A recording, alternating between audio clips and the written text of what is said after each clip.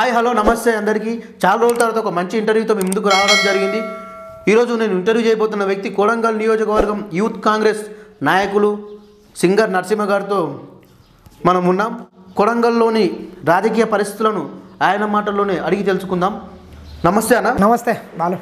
ఎలా ఉన్నాయన్న కొడంగల్ కాంగ్రెస్ పార్టీ రాజకీయాలు? రేవంత్ రెడ్డి గారి చేతికి కాంగ్రెస్ పార్టీ పగ్గాలు వచ్చిన తర్వాత కొడంగల్లో రాజకీయాలు ఏ విధంగా నడుస్తున్నాయి? బాగుంది. తెలంగాణ రాష్ట్రంలో రాజకీయ పరిస్థితులు బాగున్నాయి. మీ నాయకుడు కొడంగల్ ముద్దుబిడ్డ తెలంగాణ కాంగ్రెస్ పార్టీ అధ్యక్షులు రేవంత్ రెడ్డి గారి గురించి, వారి వ్యక్తిత్వం గురించి కొంచెం మాకు తెలియజేస్తారా? ఎందుకంటే ఎన్ని రోజుల నుంచి మీరు వారి దగ్గర నుంచి గమనిస్తున్నారు. ఇప్పుడు రేవంత్ రెడ్డి గురించి చాలామంది చాలా రకాలుగా కొందరు వాగుతున్నారు. నిజంగా చెప్పాలంటే రేవంత్ రెడ్డి అనేటటువంటి వ్యక్తి చాలా నిఖార్సైనటువంటి వ్యక్తి. ఆయన పనిచేసేటటువంటి ప్రతి చిన్న ఉన్న కార్యకర్త కాడ నుంచి గుర్తింపునిస్తాడు, గౌరవం ఇస్తాడు. చాలా మంచి నాయకుడు రేవంత్ రెడ్డి అనేటటువంటి వ్యక్తి. మిగతా వాళ్ళు తన అవసరానికి వాడుకొని వదిలేస్తారు, కానీ రేవంత్ రెడ్డి ఏనాడు అట్లా పనిచేయడు. తన కోసం పనిచేసేటటువంటి వ్యక్తిని, కార్యకర్త కావచ్చు, నాయకుడు కావచ్చు, కింది స్థాయి వ్యక్తి అయినా కావచ్చు, గుండెల్లో పెట్టుకొని కాపాడుకునేటటువంటి వ్యక్తి రేవంత్ రెడ్డి. ఉదాహరణకు చెప్తా, 2009 నుంచి 2018 వరకు దాదాపు 9 సంవత్సరాలు మా ప్రాంతానికి ఆయన ఎమ్మెల్యేగా ఉన్నాడు. ఆ పీరియడ్లో ప్రతిపక్షముడు కావచ్చు, అతను ఎవరైనా కావచ్చు, చీమకు కూడా హాని చేయనటువంటి వ్యక్తి. ఈరోజు చూస్తే ఈ పట్నం నరేందర్ రెడ్డి వచ్చి మా మీద అక్రమ కేసులు పెడుతున్నాడు, కానీ రేవంత్ రెడ్డి ఇటువంటి చిల్లర పనులు మాత్రం ఏనాడు చేయలేదు. ఒక్క కార్యకర్త అని చెప్పండి, ఆనాడు ఆయన టీడీపీలో ఉన్నాడు, సరే కాంగ్రెస్ వాళ్ళ మీద కావచ్చు, ఇంకోని మీద, ఒక్కరి మీద రేవంత్ రెడ్డి నా మీద అక్రమ కేసు పెట్టిండని చెప్పమానండి. ఈ రోజుకు మల్కాజ్గిరిలో ఆయన ఎంపీగా ప్రాతినిధ్యం వహిస్తున్నాడు. చూపించండి, ఒక్కరి మీద గిట ఆయన అక్రమంగా అయితే కేసులు పెట్టలేదు, ఇబ్బందులు పెట్టలేదు. ఆయన ఏమన్నా ఉంటే రాష్ట్రాన్ని పీడిస్తున్నటువంటి దొరల మీద ఆయన కొట్లాట ఉంటుంది, కానీ కార్యకర్తలను మాత్రం ఆయన ఎవరిని ఇబ్బంది పెట్టాడు. ఆయన రాహుల్ గాంధీ గారు చేపట్టిన భారత్ జోడో యాత్ర తెలంగాణలో ప్రవేశించినప్పుడు మీరు వెళ్ళి కలవడం జరిగింది, కలిసి మాట్లాడారు కూడా. ఆయనతో ఏం మాట్లాడారు, ఎట్లా అనిపించింది మీకు? రాహుల్ గాంధీని కలవాలంటే అది నిజంగా చెప్పాలంటే నేను నా పూర్వజన్మ సుకృతంగా భావిస్తా. ఎందుకంటే వాళ్ళు స్వతంత్రం తెచ్చినటువంటి పార్టీ. ఈ భారతదేశానికి 3 తరాలు వాళ్ళ తాత కానీ, వాళ్ళ నాయన కానీ, వాళ్ళ నాయనమ్మ కానీ అంతమంది ప్రధానమంత్రులు చేసినా కానీ, నేను ఒకటి చెప్తా, సాధారణంగా ఒక ఛాయ్ అమ్ముకునేటోళ్ళు ఈరోజు ఒక స్థాయికి వచ్చి దేశంలో నాయంత పీకుడుగా లేడని విర్రవీగుతున్నాడు. 10 లక్షల విలువ చేసే సూటు బూట్ ధరిస్తున్నారు, కానీ రాహుల్ గాంధీ మాత్రం ఏనాడు ఆయన పుట్టుకతోనే ప్రధానమంత్రుల ఇంట్లో పుట్టినా కానీ ఒక సాధారణంగా ఆయన ఎట్లుంటాడంటే ఇంత సింపుల్గా ఉంటాడా అనిపిస్తుంది. మనకైనా ఒక స్టేజ్కి వెళ్తే మనకు డబ్బు అవన్నీ వస్తే గర్వం ఉంటుంది, కానీ ఆయన ఎక్కడా అటువంటి గర్వం ప్రదర్శించడు. చాలా అసలు నేను అంత సింపుల్గా నన్ను ఆప్యాయతంగా తను హక్కున చేర్చుకొని రేవంత్ రెడ్డి అన్న తీసుకెళ్ళి, సార్ ఇట్లా కొడంగల్ నియోజకవర్గం నరసింహ మన కాంగ్రెస్ పార్టీ కోసం మంచి పాటలు పాడతాడు, గట్టిగా కష్టపడతాడు అని చెప్తే ఎంబడి ఆయన ఒక పాట పాడమని చెప్పిండు. నా పాటను ఆయన ఇని దాదాపు అక్కడ ఎమ్మెల్యేల ఎంపీల క్యాండిడేట్లే రాహుల్ గాంధీతో ఫోటో దిగితే చాలనేటటువంటి పరిస్థితుల్లో దాదాపు 3-4 నిమిషాలు నాతో పాట పాడే అదృష్టం వచ్చింది. ఒక 3-4 నిమిషాలు దాదాపు ఒక 1/2 కిలోమీటర్ ఆయనతో నేను నడిచిన. నాకు ఆ అనుభూతి చెప్పలేదు అసలు. అంత సింపుల్ సిటీ, అసలు ఏంది ఇంత సింపుల్ ఉండడం రాహుల్ గాంధీ వాళ్ళ నిజంగా అది పుట్టుకతోనే వస్తుందేమో అనిపించింది. తెలంగాణ ముఖ్యమంత్రి కేసీఆర్ గారి గురించి మీ అభిప్రాయం? అంటే తెలంగాణ వచ్చిన తర్వాత రాకముందు ఎలా ఉంది తెలంగాణ ప్రజల పరిస్థితి, ఏ విధంగా ఉంది, ఆయన పాలనలో ఏ విధంగా నడుస్తుంది ఆయన పాలన? ఇప్పుడు ఆ రోజు నేను చెప్పినట్లు కదా, ఎంతోమంది తమ ఆత్మని బలిదానం చేసుకొని తెలంగాణ రాష్ట్రం వచ్చింది. వచ్చిన తర్వాత మన పరిస్థితి ఏ విధంగా ఉందంటే నీకు ఒక చిన్న కథ చెప్తా. తెలంగాణ రాష్ట్ర బిడ్డలు మొత్తం కలిసి ఏం చేసినారంట, ఇల్లు తిరిగి ఎంతో ఆకలి కొని, ఒక చిన్న కథ ఉంది. 2 పిల్లులు ఏం చేసినాయంట, పొద్దటి సానం తిరిగి ఊరంతా తిరిగితే ఆవిడికి ఒక రొట్టె దొరికిందంట. ఆ రొట్టె దొరికిన తర్వాత అవి తీసుకొని ఏం చేసినా ఆడికి పంపకాలలో పంచాయతీ వచ్చిందంట. ఒక పిల్ల ఏమంటుందంట, నేను చూసిన ముందు ఇది నాకు ఎక్కువ భాగం ఇవి. ఇంకో పిల్ల ఏమో నువ్వు చూసినావు కానీ నేను అది పైనుంటే తీసుకొచ్చిన, నాకు ఎక్కువ భాగం ఇవి. ఆ రెండింటి మధ్య పంచాయతీ వచ్చిందంట. ఈ పంచాయతీని మొత్తం ఏం చేసిందంట, ఈ కేసీఆర్ అనేటటువంటి ఒక కోతి గమనిస్తుందంట. అరే ఇవి ఏదో బాగా కొట్లాడుతున్నాయి, నేను పంచాయతీ ఎంతని వచ్చిందంట. వచ్చి ఏమైందని అడిగితే ఆ పిల్లలు ఇట్లా రొట్టె దొరికింది, ఇది నేను ముందు చూసినా ఇది తెచ్చింది, నాకెక్క పాలు నాకెక్క వాటా అని కొట్లాడుకుంటున్నాయంట. అరే గింత చిన్నదాన్ని కొట్లాడతారావా అని కేసీఆర్ అనేటటువంటి వ్యక్తి ఏం చేసిండంట, ఆ రొట్టె రోడ్డుగా చింపిండంట. చింపి ఏం చేసిండంట, చింపి ఇట్లా చూసిండంట, ఇది నీకు అని. ఒక రొట్టె పెద్ద జునిగిందంట, ఒకటి చిన్న జునిగిందంట. అరే ఇది కొంచెం పెద్దగా వచ్చిందిరా అని కొంచెం దాన్ని తిన్నాడంట. తినేవారికి ఏమైంది, ఈ రొట్టె చిన్నగా అయిందంట, దీన్ని కొంచెం తిన్నాడంట. దాన్ని మొత్తం తినుకుంటా మొత్తం రొట్టె మొత్తం తినేసిండంట. రొట్టె మొత్తం తినేస్తే ఈ 2 పిల్లలు పొదరసరం మనం మనం ఇంత కష్టపడితే మన బతుకు ఇట్లా నాశనం చేసే కానీ తిట్టుకుంటూ పోయినట. కేసీఆర్ గిట ఈ 1200 మంది తమ ఆత్మని బలిదానం చేసుకొని ఎంతోమంది త్యాగం చేసి ఆ రోజు లాఠీ దెబ్బలు తిని తెలంగాణ రాష్ట్రం వస్తే వచ్చిన రాష్ట్రంలో అందరినీ పక్కన వాడేసి విద్యార్థి నాయకులను కావచ్చు, విద్యార్థులను కావచ్చు, సకల జనులను మొత్తం సర్వనాశనం చేసి తెలంగాణ రాష్ట్ర సంపదని మొత్తం తన నలుగురే కాజేస్తుండ్రు అనేటికి ఇదొక ఉదాహరణగా నేను భావిస్తా. తెలంగాణ రాష్ట్రానికి ఈ రకంగానే కేసీఆర్ మొత్తం మేసి మిగతా వాళ్ళని మొత్తం ఒట్టి చేతులతో బరిబాతీలా చేసిండు. ఇంకా కొన్ని రోజులు అయితే ఈ బట్టలు గిట్టి ఇడుచుకొని తెలంగాణ రాష్ట్రాన్ని మొత్తం అమ్ముకుంటాడని నా అభిప్రాయం. ఈ మధ్య సోషల్ మీడియాలో ఒక పోస్ట్ చూసినా మీరు పెట్టింది, పోలీసులను టార్గెట్ చేస్తూ పోలీసుల గురించి ఒక పాట పాడి పోలీసులపైన విమర్శలు చేస్తున్నారు. అవును, ఎందుకన్నా పోలీసులు ప్రజలకు సేవ చేస్తలేరా? ఇప్పుడు రక్షణ కలిగిస్తలేరా ప్రజలకి? ఇప్పుడు ఇంత మీరు మీ రాజకీయాలు ఉంటే మీరు చూసుకోవాలి కదా, పోలీసుల మీద ఎందుకు మరి?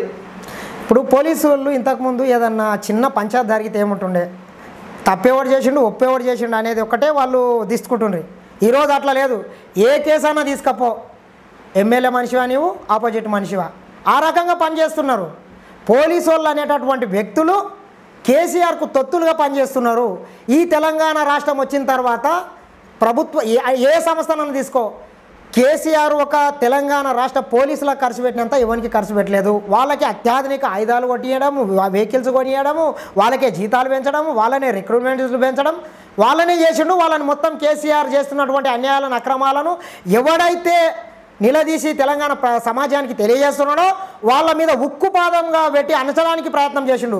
మొన్నటికి మొన్న నేను ఎందుకన్నా అదంటే, మా కాంగ్రెస్ పార్టీకి సంబంధించినటువంటి సోషల్ మీడియా విభాగం మీద అర్ధరాత్రి వెళ్ళి దాడి చేసి అక్రమంగా అక్కడ ఉన్నటువంటి ఉద్యోగులను భయభ్రాంతులకు గురి చేసే వాళ్ళని తీసుకుపోయి అరెస్ట్ చేసి జైల్లో పెట్టడం ఎంతవరకు కరెక్టు? నాకు దాని మీదనే చాలా అనింది, బాధ అనిపించింది. ఈ మన సివి ఆనంద్ గారు ఉన్నారు కదా, మీరంటే మాకు గౌరవం ఉండే, మీరు ఎందుకు అంత ఒక ఎఫ్ఐఆర్ గిట ఇష్యూ చేయకుండా, కంప్లైంట్ చూపించకుండా, నోటీసులు ఇవ్వకుండా మా కాంగ్రెస్ పార్టీకి సంబంధించినటువంటి సోషల్ మీడియా విభాగం మీద నువ్వు అట్లా ఎందుకు అక్రమంగా రాత్రిపూట దాడి చేయవలసిన అవసరం వచ్చింది? నీవు ఎవరిని మెప్పించడానికి, ఎవరి దగ్గర ఏమి లాలుచిపడి మీరు ఈ రకంగా పనిచేస్తున్నారు? మీరు ఒక ఉద్యోగం, మీకు కేసీఆర్ ఏం తన ఫామ్ హౌస్లో అయితే 4 ఎకరాల అమ్మి అయితే మీకు జీతాలు ఇవ్వట్లేదు కదా. మన తెలంగాణ రాష్ట్ర ప్రజలు మొత్తం కష్టపడి మనం ట్యాక్సుల రూపంలో వాళ్ళకి చెల్లిస్తున్నాం జీతాలు. మన సొమ్మొకటి తినుకుంటా ఏదో అంటాడు చూడు, తిండి ఒకటి తినుకుంటా ఇంకా సొమ్మొకటిది సోకొకటిది బొగన్ తిండి తిని ఇంకోన పాట పాడినట్లు మన తెలంగాణ బిడ్డల జీతాలు తినుకుంటా మీరు కేసీఆర్కు ఏ రకంగా పనిచేస్తున్నారని మేము ఆ రకంగా వాళ్ళని విమర్శించడం జరిగింది. అది ముమ్మాటికి వాళ్ళు చేస్తున్న తప్పు, ఇకనన్నా వాళ్ళు సరిదిద్దుకోవాలి. ఈ రకంగానే చేస్తే ఈ కేసీఆర్ అనేటటువంటి వ్యక్తి ఏమి శాశ్వతం కాదు కదా. చరిత్రల తెలంగాణ పోలీసులు కూడా దయచేసి అర్థం చేసుకోండి.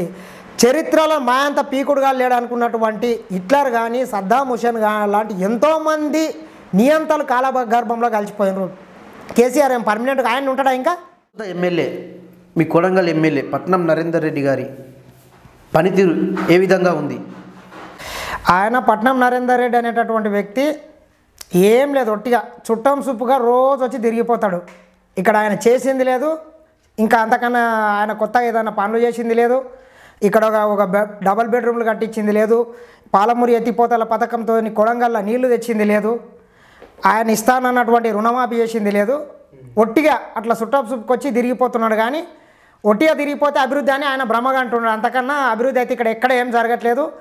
ఇంతకుముందు రేవంత్ రెడ్డి గారు వేసిన రోడ్లే ఉన్నాయి, ఆయన కట్టించినటువంటి కాలేజీలే ఉన్నాయి, ఆయన కట్టించినటువంటి హాస్పిటల్లే ఉన్నాయి. ఈ రాజుకు ఈయన వచ్చిన తర్వాత ఏం లేదు, ఒట్టిగా తిరిగి రోజు ఒక ఊరికి వెళ్ళి పెళ్ళిళ్ళకు పేరంటాలకు తిరిగి ఇదే అభివృద్ధి అని ఒక భ్రమల తిరుగుతున్నాడు. అంతేగాని అంతకన్నా ఎక్క అయితే ఏం లేదు. తెలంగాణ రాష్ట్రం కోసం కొట్లాడిన ఉద్యమకారుల పరిస్థితి, అంటే మీరు కూడా తెలంగాణ ఉద్యమం కోసం కొట్లాడినారు, మీలాంటి వాళ్ళ పరిస్థితి ఏ విధంగా ఉంది? అది తెలంగాణ రాష్ట్రం సొంత రాష్ట్రం ఏర్పడిన తర్వాత ఎట్లుందంటే, ఏరికోరి తెచ్చుకున్నటువంటి మొగడు ఎగిరెగిరితంతే ఆ పెండ్లం పరిస్థితి ఏ విధంగా ఉంటుందో ఈరోజు తెలంగాణ రాష్ట్రంలో ఆనాడు 1200 మంది తమ ఆత్మ బలిదానాలు చేసి తెలంగాణ రాష్ట్రం వస్తే వచ్చిన రాష్ట్రంలో వాళ్ళ పరిస్థితి అంతకంటే దారుణంగా ఉందని చెప్తాం. ఎందుకంటే ఉమ్మడి ఆంధ్రప్రదేశ్లో తీసుకుంటే కొన్ని వందల వేల జాబులు ఆ రోజు వేయడం జరిగింది. కిరణ్ కుమార్ రెడ్డి గారు కానీ, రాజశేఖర రెడ్డి గారు, చంద్రబాబు ప్రతి ఇయర్ జాబులు వేసారు. ఏడున్నాయి 8 సంవత్సరాలల్లో తెలంగాణ రాష్ట్రం వచ్చిన తర్వాత ఒక్క డిఎస్ఎన్న కండక్ట్ చేయలేదు చక్కగా. ఎంతోమంది విద్యార్థులు ఎన్నో కళలతో తెలంగాణ రాష్ట్రం కోసం 1200 మంది చచ్చిపోతే ఈ వచ్చిన రాష్ట్రం మీద ఒక్కరికి ఉద్యోగం ఇవ్వలేదా? ఈ రోజుకు ఎంతోమంది కాకతీయ యూనివర్సిటీ కానీ, ఉస్మానియా యూనివర్సిటీ కానీ, పాలమూరు యూనివర్సిటీలో కానీ మరికొన్ని యూనివర్సిటీలలో పెళ్లిళ్ళు కాకుండా తల్లిదండ్రులకు భారంగా ఈరోజు విద్యార్థులు మిగిలిపోయినారు. వాళ్ళ బతుకులు అయితే ఈ దళిత బంధు కోసము పింఛన్ల కోసమైనా 1200 మంది తమ ఆత్మను బలిదానం చేసుకున్నది. ఎందుకు చేసుకున్నారు? తెలంగాణ బిడ్డలు అణిచివేతకు గురవుతున్నారు, వెనక ఆదరణ నోచుకోలేకపోతున్నారు. ఆంధ్ర వాళ్ళ పెత్తనం మన మీద ఎక్కువైంది, మనం ఒక బానిసలుగా బతుకుతున్నామని ఆ రోజు అంతమంది కొట్లాడి ప్రాణాలను అర్పించి తెలంగాణ రాష్ట్రం తీసుకొస్తే ఏం చేసిండు వాళ్ళకి చెప్పు? కాంట్రాక్టులు మొత్తం ఆంధ్రలోకి ఇస్తాడు మెగా కృష్ణారెడ్డికి, ఇంకెవరినో తీసుకొచ్చి చిన్నజీఆర్ స్వామిని తీసుకొచ్చి ఆ యాదాద్రి టెంపుల్ని కట్టిస్తాడు, ఇంకోరిని తీసుకొచ్చి మీడియా అధిపతులను చేస్తాడు. తెలంగాణ బిడ్డల బతుకులు ఎక్కడ బాగుపడ్డాయి? ఆయన కుటుంబ సభ్యులకు టీవీలు, పేపర్లు, ఫామ్ హౌజులు తప్పిస్తే తెలంగాణ బిడ్డల యొక్క జీవన ప్రమాణాలు ఎక్కడ బాగుపడ్డాయి చెప్పండి. ఇప్పుడు తెలంగాణ ఉద్యమం పాల్గొన్న యువకులకు కానీ ఎటువంటి న్యాయం జరగలేదంటారా? 100% జరగలేదు. జరిగితే ఇంతమంది ఈరోజు తమ ఆత్మని బలిదానం అయితే చేసుకునే వాళ్ళు కాదు కదా. 100%. ఆ రోజు ఎంతోమంది ఆ రోజు ఏం చెప్పేదాడు కేసీఆర్ అంటే చాలామంది ఆంధ్ర నాయకుల కింద వాళ్ళ గులాంగిరి చేస్తున్నారు అని విమర్శించేవాడు. కొన్ని వందల మందిని ఈరోజు ఉద్యమకారులను మొత్తం పక్కన పెట్టి టీడీపీ వాళ్ళు అని చాలామందిని ఆ రోజు ఏలన చేసిండు కదా. ఉద్యమకారులను మొత్తం పక్కన పెట్టి ఆ టీడీపీలోకి వెళ్ళి వచ్చినటువంటి ఎంతోమందిని తీసుకొని ఈరోజు వాళ్ళకందరికీ మంత్రి పదవులు ఇచ్చిండు. ఎక్కడ బాగుపడ్డట్లు మాట్లాడితే టీడీపీ నుంచి వచ్చిన వాళ్ళు అంటారు అవతల పార్టీ వాళ్ళని. మరి మీ కాంగ్రెస్ పార్టీ అధ్యక్షులు, మీ నాయకుడు రేవంత్ రెడ్డి గారు ఇంతకుముందు ఏ పార్టీ నుంచి ఉండే? టీడీపీ నుంచే వచ్చారు కదన్నా, మరి వారు కూడా అదే విమర్శిస్తున్నారు. కుశరం లేకుండా టీడీపీ నుంచి వచ్చిన వాళ్ళు రేవంత్ రెడ్డి మీద విమర్శిస్తున్నాడు కదా. ఈరోజు ఆయన మంత్రివర్గంలో ఎంతమంది టీడీపీ నుంచి వచ్చిన వాళ్ళు లేరు చెప్పు? టీడీపీ నుంచి వచ్చిండు అనుకుందాం, కరెక్టే. ఎక్కడ వెళ్ళిండు? ఆయన స్వార్థం కోసం వెళ్ళాలంటే ఆ రోజు 2007లో ఆయన ఎమ్మెల్సీగా గెలిచిండు. గెలిచిన తర్వాత ఆయనకి ఏమైనా స్వార్థం ఉంటే అధికార పార్టీ ఆ రోజు కాంగ్రెస్లో ఉన్నది, రాజశేఖర్ రెడ్డి హవా నడుస్తుంది. ఆ రోజు రాజశేఖర్ రెడ్డి సైడ్ వెళ్లకుండా ప్రజల పక్షం ఉండాలని నా గొంతుగా నేను ప్రజల తరపున కొట్లాడాలని ఆయన స్వార్థంగా ఆలోచించకుండా ఆ రోజు టీడీపీలోకి పోయిండు. ఆ రోజు నుంచి ఈ రోజు వరకు కూడా ఆయన ప్రజల పక్షాన్నే దాదాపు 10 సంవత్సరాల నుంచి 15 సంవత్సరాల నుంచి కొట్లాడుతుండ్రు రేవంత్ రెడ్డి ఏకైక వ్యక్తి. తెలంగాణ రాష్ట్రం వచ్చిన తర్వాత కేసీఆర్ చేస్తున్నటువంటి అన్యాయాలను కానీ, అక్రమాలను కానీ, దోపిడీని గురించి కానీ ప్రశ్నించినటువంటి ఏకైక వ్యక్తి రేవంత్ రెడ్డి గారు మాత్రమే తెలంగాణ రాష్ట్రంలో. మళ్ళీ ఏ నాయకుడు ప్రశ్నించలేదు. ఈ మధ్యకాలంలో మీది సోషల్ మీడియాలో ఒక వీడియో చూసిన, ఏంటంటే రోడ్డు సమస్యల గురించి వీడియోలు ఏడంటే రోడ్ల మీద వెళ్ళి వీడియోలు తీసి సోషల్ మీడియాలో అప్లోడ్ చేస్తున్నారు. మీరు అదేదో విషయం డైరెక్ట్ మీ ఎమ్మెల్యే నరేందర్ రెడ్డి గారిని అడగొచ్చు కదా, ఆయనపై అనుచిత వ్యాఖ్యలు చేస్తున్నారు. దీనివల్ల మీకు ఎలాంటి ఇబ్బంది ఉండదంటారా? కాదంటారా? ఏమి ఇబ్బంది అయితే చెప్పి ఏం చేస్తాడు ఆయన? ఆల్రెడీ ఒకసారి దాడి చేయించిండు, ఆయన చేయాల్సింది అంతా చేసిండు. మీరు అడిగేది ఉంటే డైరెక్ట్ వెళ్ళి ఆయన వినతి పత్రం ఇవ్వాలి, అంతేగాని రోడ్లపైన ఆడపైన వీడియో తీసుకుంటే ఆయన మీ సమస్య తెలుస్తాయంటారా? 100%. ఇప్పుడు ఆయన రోజు కొడంగల్లో తిరుగుతున్నాని చెప్పుకుంటాడు కదా, మరి ఈ రోడ్లు ఇంత దరిద్రంగా ఎందుకున్నాయని మేము అంటున్నాము. ఇంత దరిద్రంగా రోడ్ల మీద మనుషులు గిట ప్రయాణించే వీలే లేదు. అంత దారుణంగానే మురికి మొత్తం రోడ్ల మీద వాడుతుంటే ఈయన చేసిన అభివృద్ధి ఎక్కడ ఉంది చెప్పండి? గతంలో తీసుకుంటే 2018 ముందస్తు ఎన్నికలకు ముందు కేటీఆర్ గారు వచ్చి కొడంగల్ చౌరస్తాలో నిలబడి పట్నం నరేందర్ రెడ్డి గారిని ఇక్కడ గెలిపించి కార్ల పట్నం పంపిస్తే నేను దత్తత తీసుకుంటా, కొడంగల్ నియోజకవర్గాన్ని, సిరిసిల్లను, సిద్దిపేటను, గజ్వేల్ని మించి నేను అభివృద్ధి చేస్తాన్నాడు కేటీఆర్ గారు. నీకు నేను ఒక్కటే సూటిగా చెప్తున్నా, నీ నియోజకవర్గంలో కొన్ని వందల వేల కోట్లు తీసుకుపెళ్ళి గవర్నమెంట్ హాస్పిటళ్ళు కట్టినావు, గవర్నమెంట్ స్కూళ్ళను ఒక అద్దాలలాగా ఇంటర్నేషనల్ స్కూళ్ళ మాదిరిగా కట్టినావు. మా కొడంగల్లో నీ ఒక్క స్కూల్ అన్న ఆ రకంగా ఎందుకు కట్టలేవు? నేను ఛాలెంజ్ విసురుతున్నా అని చెప్తున్నా కదా. ఎక్కడున్నాయి చూపాలి. సిరిసిల్లలో గవర్నమెంట్ స్కూల్ చూద్దాం, కొడంగల్ గవర్నమెంట్ స్కూల్ చూద్దాం. సిద్దిపేటలో గవర్నమెంట్ స్కూల్ చూద్దాం, కొడంగల్ చూద్దాం. సిరిసిల్లలో హాస్పిటల్ చూద్దాం, ఇక్కడ చూద్దాం. సిరిసిల్లలో ఒక నిమిషం, సిరిసిల్లలో ఎన్ని డబల్ బెడ్రూమ్లు కట్టిండో చూద్దాం, కొడంగల్లో ఎన్ని కట్టించిండో చూద్దాం. మరి ఎందుకు కట్టియలేదు ఈ దద్దమ్మ ఎమ్మెల్యే, ఈ చేతగాని ఎమ్మెల్యే ఎందుకు నిలదీయట్లేదని మేము అడుగుతున్నాం. కేటీఆర్ గారు గల్ల పట్టుకొచ్చి తీసుకొచ్చి ఆ రోజు వచ్చినావు కదా, నీవు ఈ దొంగ మిలిచిపోయినావు, నన్ను గెలిపించిండ్రు, నేను కొడంగల్లో తిరిగితే ఈరోజు నన్ను చెప్పుతో కొట్టే పరిస్థితి తీసుకొచ్చినావు, ఎందుకు వస్తలేవు, నువ్వు ఎందుకు ఇక్కడ అభివృద్ధి చేస్తలేవు అని అడగాలే కదా. మేము అడిగితే మా మీద సిగ్గు లేకుండా ఈరోజు దాడులు చేపిస్తున్నాడు పట్నం నరేందర్ రెడ్డి. ఇందుకే అవును అవును ఏంటంటే పాలమూరు ఎత్తిపోతల పథకం 80% పూర్తి అయిందని నిరూపిస్తే మీ కార్యకర్తలు, కాంగ్రెస్ పార్టీ కార్యకర్తలు అంతా కలిసి ఎక్కడైతే పూర్తయిందో అక్కడ వచ్చి గుండు కొట్టుకుంటా అన్నారు. 100% తెలంగాణ రాష్ట్రం వచ్చిన తర్వాత ఆ రోజు కేసీఆర్ ఏం చెప్పిండంటే, ఉమ్మడి మహబూబ్ నగర్ జిల్లా నుంచి కొన్ని వందల మంది ఇక్కడ నుంచి రోజు బొంబాయి వలస పోతున్నారు, ఈ బొగ్గుబాయి వలస రాగాలంటే మన ప్రభుత్వం రావాలని చెప్పి ఆ రోజు పాలమూరు ఎంపీగా తెలంగాణ రాష్ట్రాన్ని సాధించడం జరిగింది. సాధించిన తర్వాత ఆయన మొట్టమొదటిసారిగా శంకుస్థాపన చేసినటువంటి ప్రాజెక్టు పాలమూరు ఎత్తిపోతల, తర్వాత కాళేశ్వరం చేసిండు. కాళేశ్వరం ప్రాజెక్టు ఎంతనంత పూర్తి చేసి ఆయన ఫామ్ హౌస్లోకి నీళ్ళు తెచ్చుకున్నాడు. కానీ ఈ రోజుకు పాలమూరు ఎత్తిపోతల పథకం ఎక్కడేసిన గొంగడ అక్కడనే ఉంది. ఇక్కడ ఉన్నటువంటి ఈ మా చేతగాని ఎమ్మెల్యేకి తెలియదు. మొన్న ఏమన్నాడంటే, రేవంత్ రెడ్డి గారు మీరు రాండి మీడియా సమక్షంగా వెళ్తాము, 80% పనులు పాలమూరు ఎత్తిపోతల మన కొడంగల్ నియోజకవర్గంలో కంప్లీట్ అయినాయి అన్నాడు. నీ స్థాయికి రేవంత్ రెడ్డి అవసరం లేదు, మేము సరిపోతాం. ఇక్కడ ఉన్నటువంటి కొడంగల్ నియోజకవర్గంలో ఉన్న కాంగ్రెస్ పార్టీ కార్యకర్తలు నాయకులు సరిపోతారు. ఎమ్మెల్యే నరేందర్ రెడ్డి గారు, నీవు పాలమూరు ఎత్తిపోతల 80% అన్నావు కదా, 1% పని ఒక తట్టెడు మట్టి కానీ ఒక ఇటుకనాన్ని ఎక్కడ వేసినట్లు చూపిస్తే మేము అక్కడనే గుండు కొట్టించుకుంటామని ఛాలెంజ్ విసరడం జరిగింది. ఈ రోజుకు మేము అదే ఛాలెంజ్ కట్టుబడి ఉన్నాం. ఉమ్మడి రంగారెడ్డి జిల్లా ఎక్కడన్నా కావచ్చు, ఏ నియోజకవర్గం అన్నా కావచ్చు, చెవెళ్ళ కావచ్చు, వికారాబాద్ కావచ్చు, పరిగి కావచ్చు, తాండూరు కావచ్చు, కొడంగల్ కావచ్చు, ఎక్కడన్నా ఒక తట్టెడు మట్టి తీసినట్లు కానీ ఒక ఇటుక వేసినట్లు కానీ ఈ పట్నం నరేందర్ రెడ్డి చూపుతారా, మహేందర్ రెడ్డి చూపుతారా, సబ్దా ఇంద్రారెడ్డి చూపుతారా, చూపిస్తే మాత్రం మేము గుండు కొట్టించుకోవడానికి సిద్ధంగా ఉన్నాం. లేకపోతే ఆయన ముక్కు నేలకు రాసి క్షమాపణ చెప్పాలి ఈ బిడ్డలకు. మీరు టీఆర్ఎస్ని ఎదుర్కోగల శక్తి ఓన్లీ బీజేపీ పార్టీకి మాత్రమే ఉంది అని బండి సంజయ్ గారు పదే అంటున్నారు. మొన్న మీటింగ్ చూసినాం, బండి సంజయ్ ఏం చేస్తున్నాడు, ప్లీజ్ ప్లీజ్ ప్లీజ్ ప్లీజ్ అని అడుక్కుంటున్నాడు. బండి సంజయ్ గారు ఇదేమన్నా అడుక్కొని బుక్కడానికి ఏమన్నా తంబాకు అనుకుంటున్నావా ఏంది? తెలంగాణ రాష్ట్రంలో మీ బీజేపీకి ఓటు వేయాలంటే ఎందుకు వేయాలనే దానికి నీకే క్లారిటీ లేదు. ఈ 2014 నుంచి ఈ రోజు వరకు నీ మోడీ ప్రభుత్వం సెంట్రల్ గవర్నమెంట్ తెలంగాణ రాష్ట్రానికి ఏమి మల్లేసి పొడిచిందో నీ ఒకసారి సూటిగా సమాధానం చెప్పు. 119 నియోజకవర్గంలో పోటీ చేయడానికే నీకు దిక్కులేరా నాయన, నీవే గెలవంటే ఈరోజు నేను ప్రత్యామ్నాయం నేనే అని చెప్పుకుంటున్నావు. నీవే ప్రత్యామ్నాయం అయితే మా కాంగ్రెస్ వాళ్ళని కానీ ఇంకోని ఎందుకు కొంటున్నావు? సంతాల పశువులను కొన్నట్లు అక్రమాస్తులు అని చెప్పి వాళ్ళని ఇంకేమని చెప్పి భయపెట్టించి ఈటెల రాజేందర్ లాంటి వాళ్ళు పేదల భూములను గుంజుకున్న దొంగలని సుజనా చౌదరి కానీ సీఎం రమేష్ గారు కానీ ఇంకా కొందరిని నువ్వెందుకు చేర్చుకుంటున్నావు? నువ్వు నిజంగానే అభివృద్ధి చేస్తే వాళ్ళు వస్తారు కదా, మరి నువ్వెందుకు చేర్చుకుంటున్నావు? కాబట్టి నీవన్నీ సొల్లు కబుర్లు మాను. బండి సంజయ్, ఈ బండి సంజయ్ అనేటటువంటి వ్యక్తి తెలంగాణ రాష్ట్రంలో కానీ ఇండియాలోనే ఇంత అజ్ఞానవంతమైన నాయకుడు ఎక్కడ ఉన్నాడు? ఏనాడు ఈ బండి సంజయ్ కేసీఆర్ చేస్తున్నటువంటి ఏ ఒక అన్యాయాల మీద కొట్లాడలేదు. ఎంతసేపు మసీద్ల మీద, మతాల మీద, కులాల మధ్యలో కుంపట్లు పెట్టి భాగ్యనగరం టెంపుల్ అని ఇంకోటని రాజకీయం చేస్తున్నాడు. కానీ ఈ సన్నాసి ఏ ఒక్కనాడు కూడా సూటిగా ప్రజా సమస్యల మీద అయితే కొట్లాడింది లేదు. రాబోయే ఎన్నికలలో వీళ్ళు చేస్తున్నటువంటి దొంగలకు మొత్తం బుద్ధి చెప్పడానికి తెలంగాణ ప్రజలు మొత్తం సిద్ధంగా ఉన్నారు. నేను ఒకటి చెప్తా, గుజరాత్లో ఏదైనా వరదలు వస్తే 100,000 కోట్లు తీసుకెళ్ళి తగలబెడతాడు. మొన్న గుజరాత్ ఎలక్షన్ వస్తుందని చెప్పి ఒక్క సంవత్సరం ముందు 1,35,000 కోట్ల బడ్జెట్ని అక్కడ కేటాయించడం జరిగింది. మన హైదరాబాద్లో వరదలు వచ్చి ఎంతోమంది నిరాశ్రయులు అయితే ఒక్క సిల్లి గవయలేదా? మళ్ళీ ఈ దద్దమ్మలు ఏం ముఖం పెట్టుకొని ఓట్లు అడుగుతున్నారని నేను సూటిగా బీజేపీ వాళ్ళకు సవాల్ విసురుతున్నా.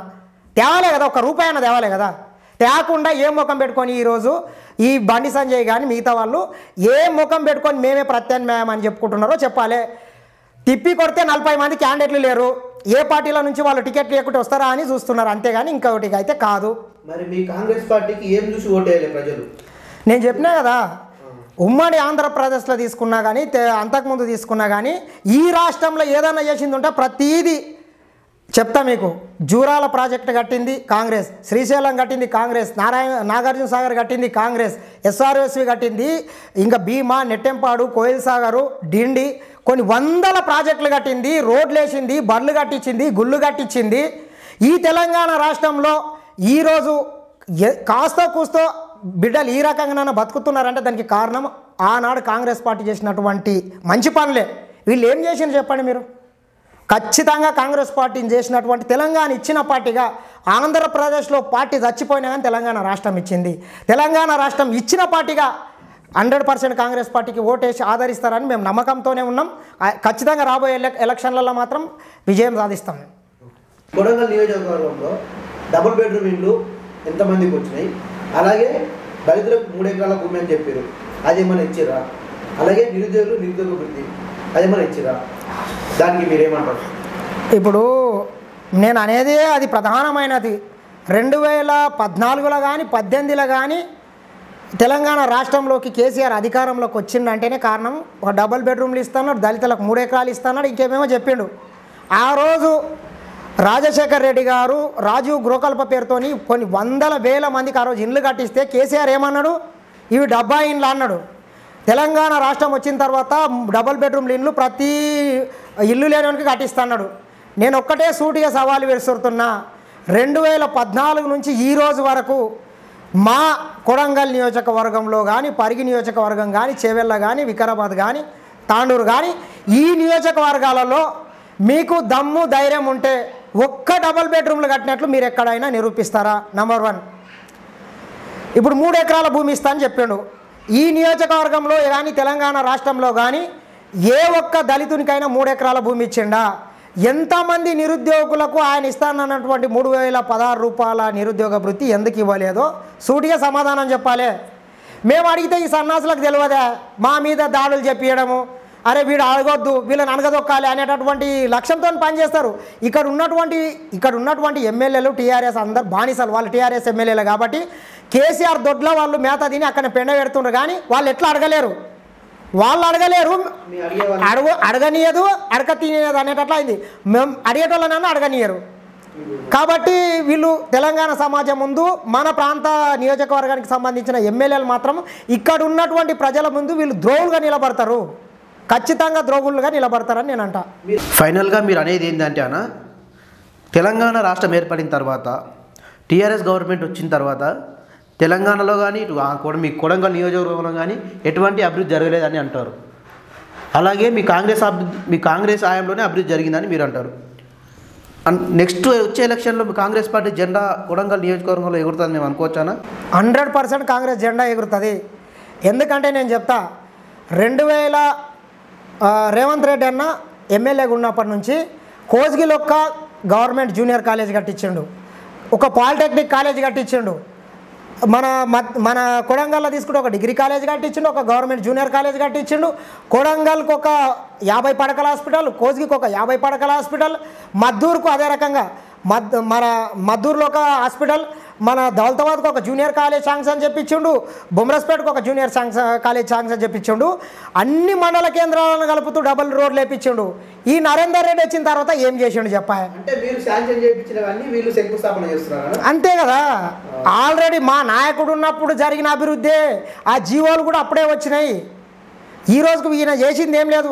మా ఎమ్మెల్యే గారు నిత్య పెళ్లి కొడుకులాగా పెళ్లిలకు, పేరంటాలకు, ఎక్కడైనా పెద్ద మనుషులు అయితే కళ్యాణ లక్ష్మి చెక్కులు, షాదీ ముబారక్ చెక్కులు, ఇంకేమన్నా ఉంటే ఇక సీఎం రిలీఫ్ ఫండ్, ఆయన జీవితంలో ఇంకోటి పెద్ద సాధించింది ఏమన్నా ఉంటే రోజు తిరుగుతున్నాడు. అవి తప్ప అభివృద్ధి ఎక్కడా లేదు. ఈ రోడ్లు మొత్తం ఎక్కడన్నా నేను చెప్తున్నా కదా, ఈ నియోజకవర్గం కానీ పరిగిల కానీ ఎక్కడన్నా ఒక కొత్త రోడ్ వర్క్ నడుస్తుందా చెప్పండి? ప్యాచ్లు వేయట్లేదు రోడ్ల మీద, అక్కడక్కడ చిన్న చిన్న గుంతలు పడి యాక్సిడెంట్లు అవుతున్నాయంటే దానికే దిక్కు లేదు. మళ్ళీ ఏం ముఖం పెట్టుకొని ఓటు అడుగుతారు? ఖచ్చితంగా రాబోయే ఎన్నికలల్లో పట్నం నరేందర్ రెడ్డికి కానీ ఇంకా నియోజకవర్గాలలో మొత్తం టీఆర్ఎస్ ఎమ్మెల్యేలకు ఖచ్చితంగా గోరి కడతాం, కాంగ్రెస్ జెండా ఎగరేస్తాం. రాష్ట్రంలో గిట్ట రాబోయేది కాంగ్రెస్ పార్టీ ప్రభుత్వమే, రేవంత్ అన్న నాయకత్వంలో ఖచ్చితంగా చెప్తాం మేము. థ్యాంక్ యూ అన్న, మీరు ఇంత మంచి సమయాన్ని మాకు ఇచ్చినందుకు, మాతో గడిపినందుకు. మీరు ఇలాగే ప్రజల కోసం పోరాడుతూ, ప్రజల సమస్యలపై పోరాడుతూ, ఇంకా ప్రజల కోసం మంచి మంచి కార్యక్రమాలు చేయాలని కోరుకుంటూ ఈ సమయాన్ని మాకు కేటాయించినందుకు థ్యాంక్ యూ సో మచ్ అన్న. నమస్తే. నమస్తే.